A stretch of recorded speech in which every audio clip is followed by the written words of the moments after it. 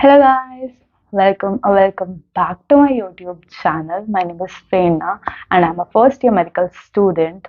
So after very long मैं video बना रही हूँ, मतलब मैंने 1-1.5 महीने से कुछ भी पोस्ट नहीं किया है एंड बिकॉज ऑब्वियसली मतलब इस टाइम पे फर्स्ट ईयर है एंड अभी अभी स्टार्ट हुआ है, मिड टर्म एग्जाम्स आ रहे हैं, मैं इसका भी ब्लॉग बनाऊंगी। फर्स्ट एग्जाम्स है हमारे एमबीबीएस के। सो देखते हैं कैसे जाता है पढ़ने में, मतलब टाइम बहुत मतलब बिल्कुल ही टाइम नहीं होता। तो मैंने सोचा जो सबसे मेजर प्रॉब्लम है इस टाइम पे उसके ऊपर वीडियो बनाते हैं। सबसे मेजर प्रॉब्लम है कि मॉक टेस्ट में स्कोर नहीं आ रहे एंड बहुत एंजाइटी है कि फिर नीट में आएंगे नहीं आएंगे।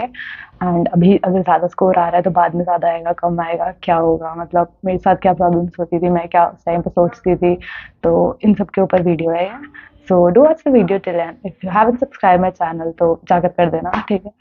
सो स्टार्टिंग विद मैं तुम्हें बताती हूँ कि मेरे क्या क्या स्कोर्स आते थे, मेरा लोवेस्ट स्कोर क्या था लास्ट के 2-3 मंथ्स के अंदर एंड कैसे वो बहुत ज़्यादा मतलब हाई तक गया या फिर मतलब आते हैं मार्क्स लो, ऐसा नहीं है कि मार्क्स लो नहीं आते, ठीक है।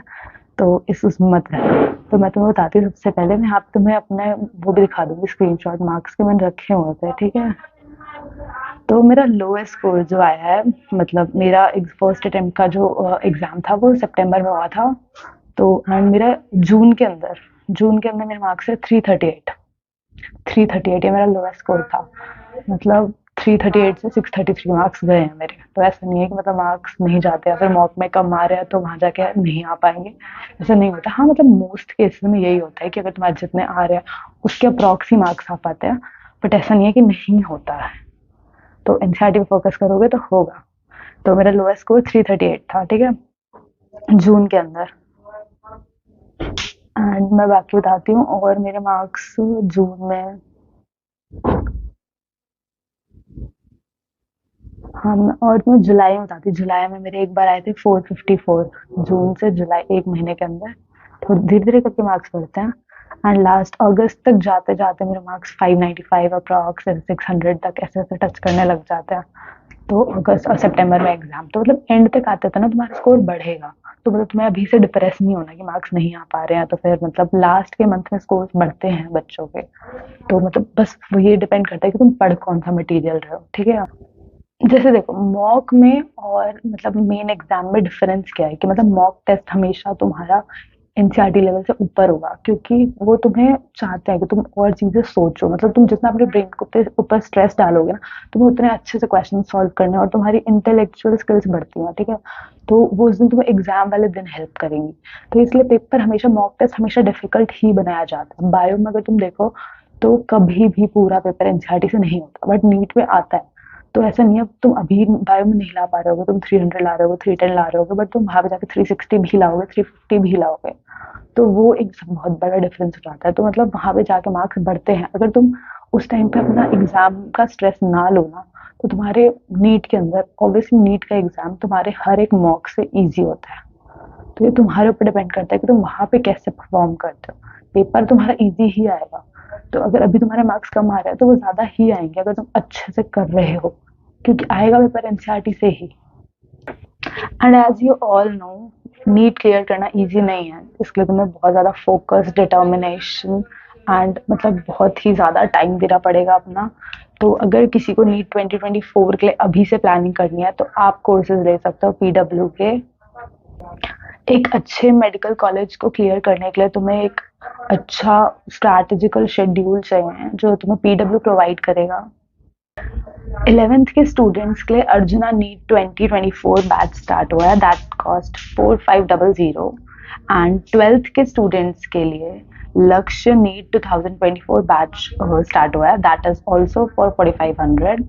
एंड यकीन ड्रॉपर नीट फॉर 24 बैच, मतलब जिन बच्चों को अभी रियलाइज हुआ है कि हाँ हमें पढ़ना है। ऑब्वियसली नीट तुम अभी अगर स्टार्ट कर रहे हो तो तुम 2023 तो क्रैक नहीं कर सकते ना, वो बच्चे बेवकूफ तो है नहीं जो 2 साल से पढ़ रहे हैं। तो अगर तुम्हें यकीन ड्रॉपर नीट चाहिए फॉर 2024 बैच तो तुम वो भी ले सकते हो एंड उसकी कॉस्ट है 4600।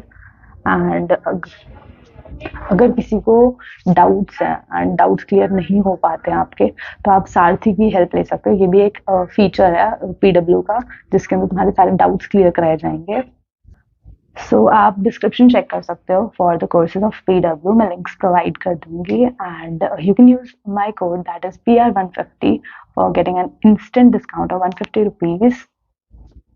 सो coming back to the mock test scores, like मतलब आते हैं मार्क्स कम एंड वो इंक्रीज होते हैं. ठीक है, मोस्ट केसेस में नहीं हो पाते, जिसके अराउंड तुम्हारे मार्क्स होते हैं उतने ही होते हैं, बट कुछ बच्चों के होते हैं इंक्रीज एंड वो डिपेंड करता है सिर्फ तुम्हारे ऊपर कि तुम लास्ट मंथ में कितने अच्छे से प्रिपेयर कर रहे हो और कितना कौन से मटेरियल पे फोकस कर रहे हो. Because NEET is obviously from NCERT, जो एग्जाम आएगा वो एनसीईआरटी से ही आएगा. अगर तुम बाहर के मतलब मॉड्यूल्स पढ़ रहे हो इस टाइम पे भी, तो एंड टाइम पे फिर तुम ये नहीं बोल सकते कि तुमने तो मेहनत करी थी बट मार्क्स नहीं है. वो डिपेंड करेगा ना पेपर जहाँ से आ रहा है, तुम उस चीज पे फोकस करो. मैंने तो देखो वही किया, मैंने सिर्फ एनसीईआरटी पढ़ी है एंड तुम लास्ट के अंदर देख सकते हो लाइक 338 से लास्ट का जो मेरा लोएस्ट स्कोर है and I got 633 marks and a government medical college. So मतलब स्पाइक होते हैं मार्क्स 3 मंथ्स में, ऐसा नहीं है कि नहीं हो पाता है. ठीक है, तो मतलब मार्क्स तुम्हें आना चाहिए. तुम लास्ट में तो वही डिपेंड करेगा तुम कलेक्ट कितना कर पा रहे हो.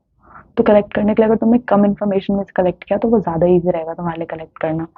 तो एंड का टाइम है, यही बोलूँगी मैं. 45 डेज बचे हैं अप्रॉक्स, आई गेस 45 से भी कम ही बचे हैं तुम्हारे लिए. तो मतलब अच्छे से पढ़ो, that would be enough. Seriously मतलब एनसीईआरटी पे फोकस करो, बायो के लिए specially and for physics chemistry भी.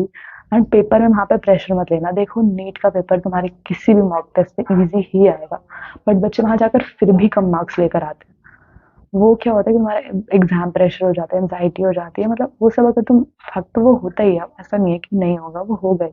बट अगर तुम उसे बहुत मतलब अगर कंट्रोल कर सकते हो ना, तुम्हारे मार्क्स बहुत अच्छे आएंगे. So thank you for watching this video. I hope this video helps you all. मैंने तुम्हें अपने मॉक टेस्ट के मार्क्स शेयर करे तो तुम्हें भी थोड़ा सा कॉन्फिडेंस मिले कि नहीं मार्क्स कम आते हैं एंड बाद में बढ़ते भी हैं. तो डरने की जरूरत नहीं है. लास्ट के 10-15 डेज में तुम्हारे मार्क्स बिल्कुल हाईएस्ट पीक पे होंगे. जितना तुम्हें आता है वो सच में तुम्हें दिखेगा अपने मॉक टेस्ट में. सो